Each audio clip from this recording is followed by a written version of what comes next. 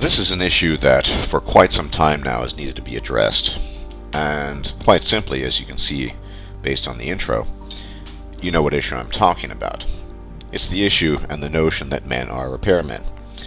No, not talking about repairing the broken truck or the leaky faucet or the light bulb. Not talking about any of that. I'm talking about the more metaphysical, if you will, idea that men are there to repair relations between men and women, to fix the problems that exist, as if there hadn't always been problems to begin with, and that's something I might address later. But to start off this discussion, let me first talk about this in the context of a little bit of history. So in both cases of World War I and World War II, Germany had officially declared war, waged war on other nations. They lost, and they were forced to pay war reparations. War reparations being, monies, but essentially a form of repair. They were asked to repair the things they had broken. Let me ask you, men, what have you broken? Be you old or young, what have you broken? As I mentioned in the previous video, the time for pretense is over. I said quite clearly and demonstrated quite clearly that this war was foisted upon you. It was thrust upon you. It was unwanted. War was declared towards you, not the other way around. And as such, there is no obligation, in any sense of the word, that man or men collectively repair anything between men and women. The obligation simply isn't there. And I, for one, and I hope you, my fellow men going their own way, see that as for what it is, simply a terrible argument that has no base in reality. And I'm going to get into this a bit later, but I'll tell you why we don't, for further reasons why we don't need to repair anything. But more to the point, the other argument you'll hear from tradcons, liberals, MRAs, all sorts of people is that society and civilization need to continue. You need women, i.e. you need their uterus. Sure, that's true. But that is not exactly an argument it's in and of itself for the repair or reparations that we are supposed to offer women. Why? Because that's simply stating the facts. No one's going to disagree with that. You know, you need two to tango. You need a male and a female to propagate the DNA and keep the civilization going. On the other hand, we also have we're clogging up the planet with billions plus of people. More to the point, all of these arguments stem from a gynocentric worldview. And let me tell you something, gentlemen. This the tradcons and PUAs alike, and there are all kinds these days. You get blends of tradcon, PUA tradcons. I'll tell you, in the days of patriarchy, things were better. But patriarchy, as Barbarossa has very often and very effectively demonstrated, is simply another form of gynocracy. It's patriarchy is speaking in terms of gyno-speak. No matter what system we have, it will essentially and necessarily be gynocentric. That means repairing relations, being repairmen, will only lead to more gynocentrism. It will be more of the same, maybe a slightly different flavor, but it'll be the same. Now, people often ask me, what's the end goal? Well, in the abstract and the real sense, the end goal is pretty simple. It's a question of critical mass, numbers. Men refusing to buy into the system, into the gynocentrism of the system in particular, be it liberalism or traditional conservatism, or even this idea that, which I will get to later, that disposability is okay as long as you get rewarded for it, which Barbarossa in his most recent video talked about at length and I think demonstrated quite well that it's a bogus argument. But I'm going to add my own points to that.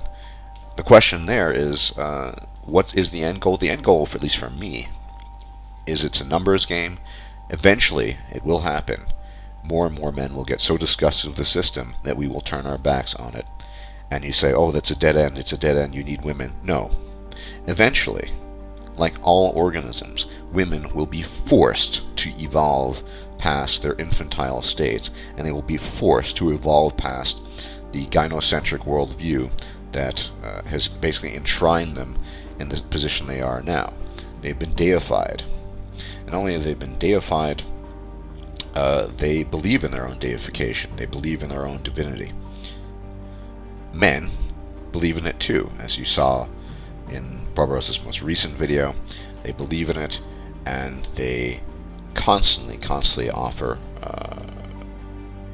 reassurance and repeated affirmation that women are in fact divine, and that their lives are more valuable than men. Well, I'm here to say that's not the case. Eventually, things will get so bad that the so-called fempocalypse, which Girl Writes What and I have talked about, that though it is her idea in the past, will come. And men will be asked to, quote-unquote, fix things, to repair things. They'll be blamed. But we're not going to do that when that comes. Hopefully not, at least. I certainly won't if I'm still alive. No, we're going to look upon the desolate landscape and say,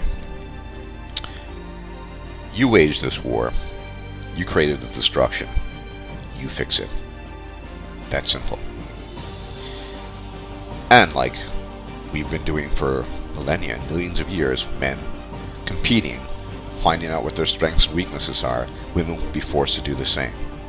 There will be no men in this scenario to bail them out. They will be forced. They will have no choice to either work to discover their own strengths and weaknesses, or they will perish and die. It's that simple. I know that sounds radical, but think about it, gentlemen. That's what we've been doing for millions of years. That's our choice. That's all we have. We can either perish or die, or we can discover our strengths and weaknesses, our talents, and utilize them to the best of our ability. That's the equation for life that we have, and it's not the equation for life that women have. Women, for, well, the better part of 6 million years, in terms of our hominid ancestors, have been essentially been given access to a free pass because they possess the golden uterus. Well, it's not enough. It simply is not enough. And all the arguments you hear from PUAs and tradcons and liberals and MRAs that is enough to thrust upon the title of divinity and godhood or goddesshood, there's no justification for it, not anymore, not with 6 billion plus people on the planet. We are running around, as I've said many times, hardware and software that's stuck at best in a time period of 20,000 years ago, and harks back to times, well, millions and millions of years ago. And I really like the term that Barbarossa used, the thinking man. Thinking men, and I can maintain that all MGTOW are essentially thinking men, realize that it's time for a paradigm shift, it's a time for a change. What do I mean by that? Well, it's been demonstrated, in my opinion at least, ad nauseum, non-stop, to the point of exhaustion, that traditional conservatism, patriarchy, really is a form of gynocentrism. I mentioned this before, Barbarossa has as well. It enshrines the female in a position of, well, infanthood for one, but also in a position of unassailability. Women are not to be touched. They're to be appeased no matter what. And of course, at the same time, male disposability is enshrined in, as long as, in the phrase, as long as I get rewarded for it, I'm okay with being disposable. Let me talk about that. Barbarossa talks about this in the video. Let me add my own 2 cents to this. Now, I know many men who think that's okay. I even know MRAs who think that's okay. They say, theoretically, the issue is disposability, but it's really not if they're going to make that argument. The issue is not disposability, if I were to translate what they're saying.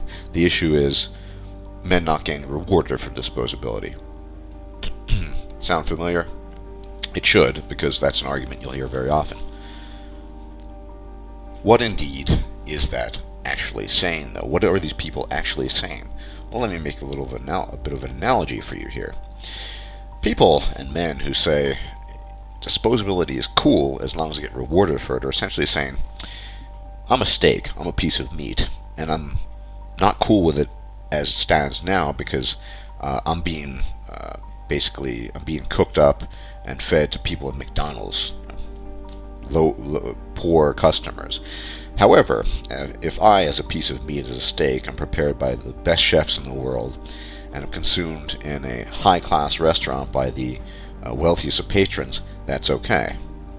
What these gentlemen are missing is that at the end of the day, the steak that you are will still be shat out the asshole of the customer, be it a customer of McDonald's or a high-end restaurant, and you will still be essentially what can only be called the fecal matter, the byproduct. That is what you are. It doesn't matter whether you're prepared by a fancy chef as a steak, and it doesn't matter whether or not the guy who's eating you, or in the case of the woman who's spending the man's money who's eating you, spent a lot of money on the meal. You're still a steak, and you'll still be shat out the asshole. So, that's my point. Disposability is the problem, and men are the only people, the only human beings that can take it upon themselves to renounce that title, and they can renounce it by turning their backs on a system that hates them, essentially. Even men, supposedly at MRIs in some cases, will make the claim that disposability is okay as long as they're rewarded for it. So, in no camp, barring a few men going their own way, will you hear an argument that we actually need to fundamentally change the way we perceive the male-female universe. It's all about repairing relations, even though we have no obligation to do so. It's all about game, as this PUA troll who's constantly trolling my videos mentions. Yeah, you need game because you need to fix things. I don't want to fix anything, and I know a lot of you don't want to fix anything either. You didn't break anything. You don't need to fix anything. As for the disposability issue, that can only be brought about when things get really, really bad and we have cards, we have some essentially chips that we can deal at the table. At the moment we don't, because of the gynocentric worldview that dominates everything. It doesn't matter whether it's liberals or tradcons, MRAs in some cases, it all is essentially a gynocentric worldview. The idea that if we were just push back the laws and everything would be fine. I've never said that anything would be fine after we push back the laws. I've never been an advocate for that argument because it's a poor argument. It's at best it's an argument for going back to the days of so-called patriarchy, gynocentrism, essentially, and in that sense, it's as fragile as it always would be, and we'd probably see another ushering in of a feminist or feminist type like movement or political ideology coming about in a very short time after that, relatively speaking. So, yeah, disposability is the issue, but men need to take it upon themselves to individually reject that disposability. It's not going to come from women, and certainly not going to come from other men. Remember, other men hate other men. We hate each other in the greater sense because we're constantly competing and vying for the affections of women. Imagine if women weren't in the equation. We wouldn't do that nearly as much. So the end goal will not be repairing the laws so we can go back to playing house. The house will implode in itself given enough time. It's a temporary solution at best. I think what I'm talking about and what Barbarossa is talking about, though I'm reluctant to speak for him, but the idea is, generally speaking, is a fundamental switch in our mentalities. And for the first time in history, arguably at least, we're in a position to see things for what they are, as they are, and say, I'm not going to be part of that. Circumstances have brought us to where we are right now. Remember, gentlemen, for millions of years, even before the advent of culture and civilization, the worldview was a gynocentric one. For a lot of reasons, because limiting factor in production, uterus, because men routinely competed against each other and killed each other for the attentions of women. I mean, it's as simple as a guy like Genghis Khan. This guy is the ultimate patriarch, if you will, and but how did he accomplish it? Through violence. He would kill any conquered men, and he would rape and plunder the women.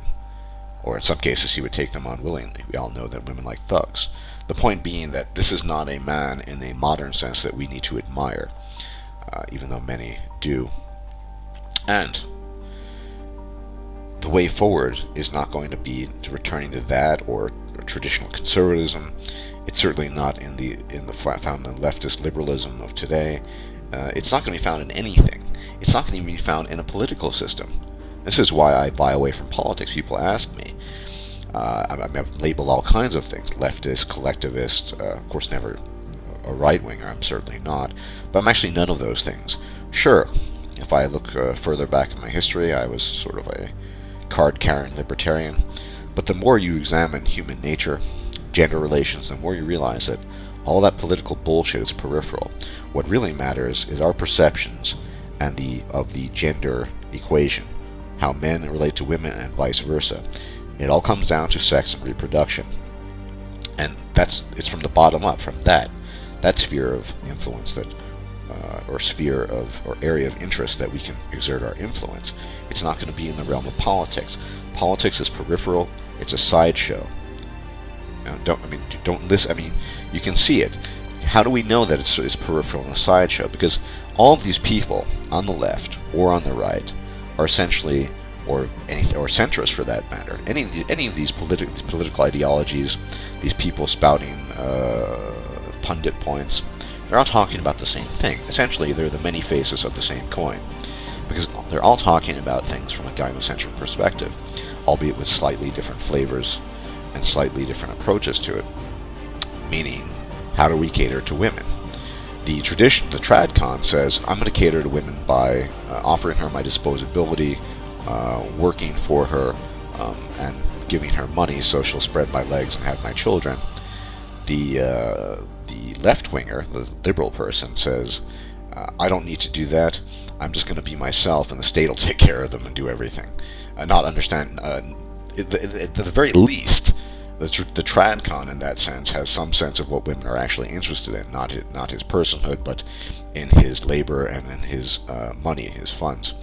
The liberal person is, I'd argue, even further off, because he doesn't understand that equation often. At the same time, he white knights and kisses up to women on a constant basis.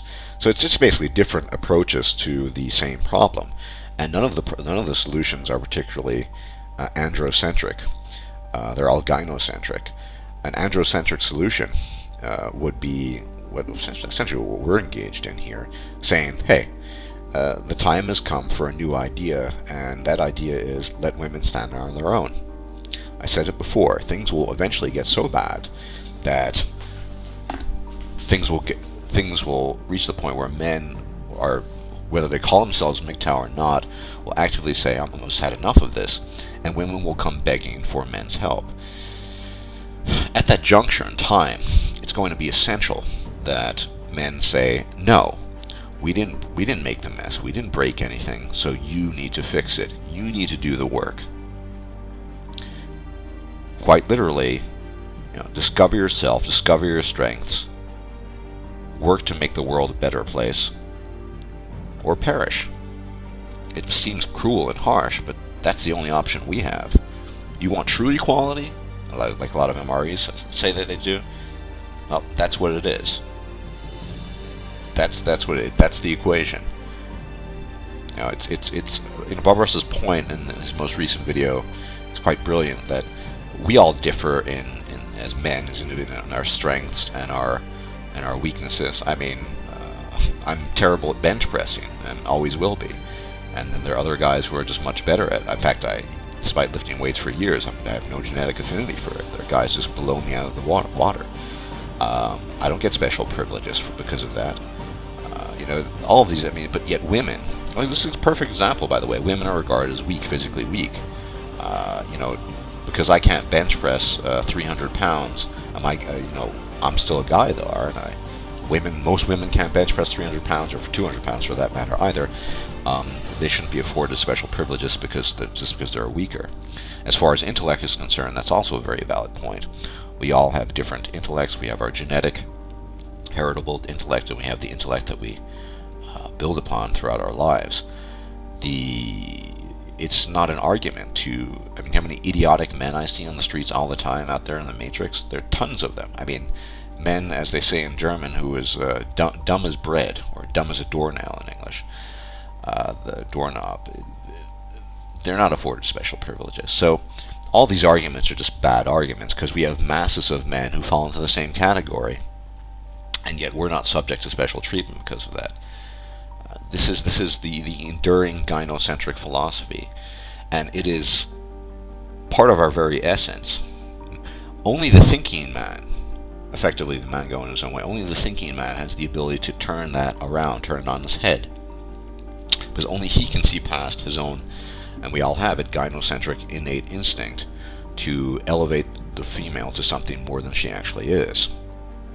That is, she is a human being with flaws and weaknesses just as we all have, and strengths, but only provided that she look for those strengths to decide what those strengths are. Some of us spend a lifetime trying to figure out what our strengths are, and I know I have, and yet women are not required to do that. They're simply required to exist. Existence is enough for them. It's not enough for men, because if we were to simply exist, we would all die quite quickly. So that's that point, this constant need to offer the argument that we need to repair relations. No, we didn't break anything, and we're not fucking fixing anything. It's that simple. We're not fixing something that we did not break. That's not how it works. It's not how it works in every other relation. If women ever want to fix relations, they better look at the past. They better look at the past 6 million years and learn a lesson from it. And going back to patriarchy, give me a break. We don't need any more gynocentrism. Patriarchy is just gynocentrism. It is men supplicating women and their needs by offering up their disposability to them, like those disgusting conservatives in the video Barbarossa saw. But liberals are just as bad. Like I said, many different sides of the same coin. They're all the same. The name of the game is gynocentrism. It always was, and likely always will be, unless enough thinking men can reach critical mass. We need to reach that point in order to actually change things. That's what's going on. Now, on the point of this particular PUA troll, or many others, this is a somewhat separate issue, though I do want to address it, this idea that, because first off, let me just say, I actually have no problem with PUAs per se. If you want to spend most of your time chasing pussy, feel free to do it. I'm not going to stop you. I'm also not going to even tell you to stop. Just do whatever you want. My issue is with PUAs saying, that's what you need to do. You need to up your game. I know it's bizarre to PUAs, but I derive my pleasure from other things, from intellectual pursuits, from reading, from gaming, from simply thinking about complex issues. And all of that is far more rewarding to me than chasing pussy ever was and ever will be. And if you don't get that, that's simply because you're wired differently. And that's fine. But don't go along telling me and the rest of the men going their own way that we need to start chasing pussy and up our game as well, because we're just not interested in it. We're not interested in vaulting through endless hoops and trying to get women to appease them. And the PUAs, and by the very definition of the word, I mean, they're pussy chasers. I don't have a problem with that per se.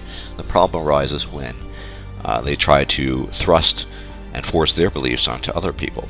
Now, I'm not going to talk that much more about PUAs, but Barbarossa a while back, I'll post a link, made an excellent video basically refuting virtually all of PUA's nonsense. If you haven't seen it, I strongly suggest you watch it. It's hard to say. He has so many amazing videos, but it's certainly, with regards to PUAs and their nonsense, one of his best.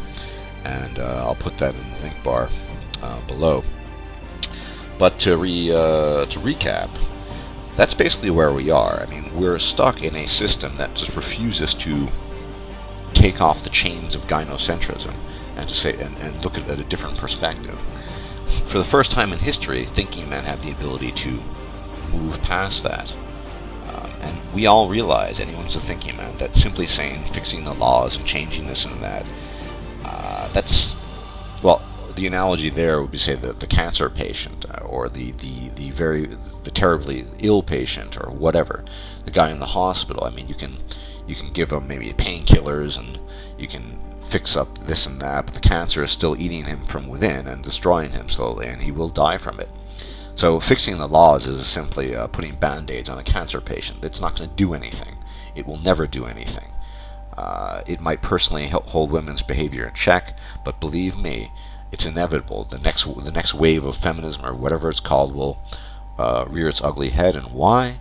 Because what we don't like to talk about openly, feminism does not exist without women, and women have a innate capacity for, as Barbara also said, it's the vector for the virus, for absorbing it and propelling it through the time-space continuum. So maybe it would happen 100 or 200 years from now, but the fact is it would come back. And it's not enough to simply hold feminism and negative female behavior in check. We need to fundamentally rewrite everything. And it cannot be based on pussy begging. I mean, if you want to chase pussy all day, that's fine. Be you a tradcon, a liberal, or whatever. If you want to do that, I don't have a problem with that per se, but don't try to offer insight and claim that it's some way forward, returning to the ways of yore, because it's not. We've seen it fail. It will fail again. There are very concrete reasons that it failed. It's been pointed out numerous times as to why it failed. Patriarchy is gynocentric, maintains females in a perpetual state of infancy. And, well, the liberal version, of course, is the guy, daddy is the state, and, it's the same thing. Just like I said, many sides of the same coin. So we need to stop listening to that. They offer no insights, repeating the same arguments over and over and over, just because allegedly it worked for a time. Lots of things worked for a time, and then they didn't work anymore. I mean, monarchical systems worked for a time, too. At some point in time, people thought, I don't really want a king anymore, so let's get rid of that. It wasn't sustainable, and we really need to fundamentally rewrite everything. It's a question of critical mass and numbers.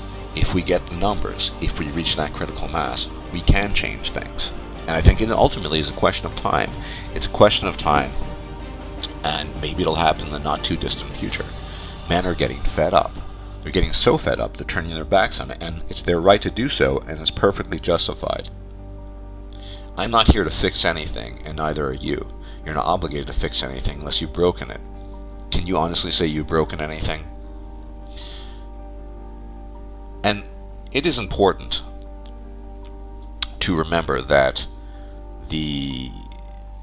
there's an element of culpability in the sense that men enabled it. Man-woman myth, now famously once said, what women want, men want, right? The prevailing worldview of women is gynocentric, and the prevailing worldview of men is gynocentric, meaning whatever women want, men will give it to them. If women want traditionalism, they give it to them. If women want liberalism, daddy is the state, they give it to them. Whatever they want, they give it to them. So yes, men essentially fold it up and just let them have it, because they were so used to doing it in their own traditional conservative circles. They used to give the women what they wanted in that, which was endless resources, a life of leisure and luxury, and very, very little hardship. When women decided they wanted something else, they gave it to them. These were the same guys who were running the tradcon business for the longest time, remember? They didn't become liberals overnight. In fact, these terms are almost ambiguous here, as they sort of meld into each other. You have these so-called tradcons morphing into so-called liberals. None of this has any meaning. There's only one state religion, there's only one political ideology, and that's the ideology and state religion of gynocentrism. It's the religion of mankind. It's the religion of men and women. It's all gynocentric. Every major monotheistic religion offers so-called authority to men so they can please the woman, essentially. That's what it comes down to. So the only way forward is critical mass and letting women stand on their own, perish or die. That's the only way forward. We're not here to fix anything we didn't break. I can't say that often enough. We're done trying to fix things. And to be perfectly honest, I'll repeat my analogy. If you want to be a steak, that's eaten in a fine restaurant, I think that makes a difference when the fecal matter ultimately comes out of the ass of the buyer. No matter if that buyer is from McDonald's or a high-end restaurant, be my guest. But don't pretend that it fixes anything. And don't pretend that disposability is not an issue, because it is. And don't say that disposability is the issue, and the way you deal with it is changing the laws, because then men are less disposable. They're not. Disposability light, I once said. That's all it is. And if you're okay with that, fine. But I'm not, and a lot of other men are not, and we're tired of it. And we're not going to fix anything. The only way forward is to fundamentally rethink anything and everything that we've always thought. And since the dawn of time, our religion, our God, our deity, our belief has been gynocentrism. Women, women, women, women. Fixing things with women, doing what women want, it's all the same thing. And I'm quite tired of it. And I think you are too. We're tired of hearing this bullshit. It's the same washed up, repetitious nonsense we've been hearing since for years now from tradcons. Liberals, tradcons say, there's a problem, but if we go back to original cause, everything will be fixed. Liberals don't even think there's a problem. But there are, like I said, many sides of the same coin. Not even just two sides. There's so many different elements, but they're all following the religion of gynocentrism. To move forward effectively, we need to become apostates. I am an apostate. You are an apostate. Barbara Russ is an apostate. We have renounced the religion of gynocentrism, and we're moving forward. We will find our new God, and the new God, if I am very reluctant to even use the term, will be one of individualism. It will be of rugged individualism, in the sense that women will be forced to fend for themselves, like men always have, and men hopefully will have a new sense of compassion, a new sense of, manhood, if you will, towards their fellow men. We will extend friendship to men who are worthy of it, and we will not despise men who, in a different age, might have fallen to the category of undesirable by the female. We're just men. I've said this before, I'll say it again. We're just men. That's the way forward. Anyway, I've ranted a bit for now, and I think I'll leave it at that. But this issue certainly needs to be addressed. You don't fix things you don't break, and the PUA nonsense, whatever it is, tradcon, it's all the same thing. Remember? All the same thing. Don't forget that. So, effectively, men going their own way are thinking men. And that's the key to the future, if we really want to change things fundamentally. Now, the question is whether it's doable or not. I'm amenable to argument on that. Maybe it's not. But at the very least, we understand that we are apostates, and we have moved away from the state, and for that matter, the religion of mankind or humanity, namely the religion of gynocentrism. We're done with it. Thanks for watching.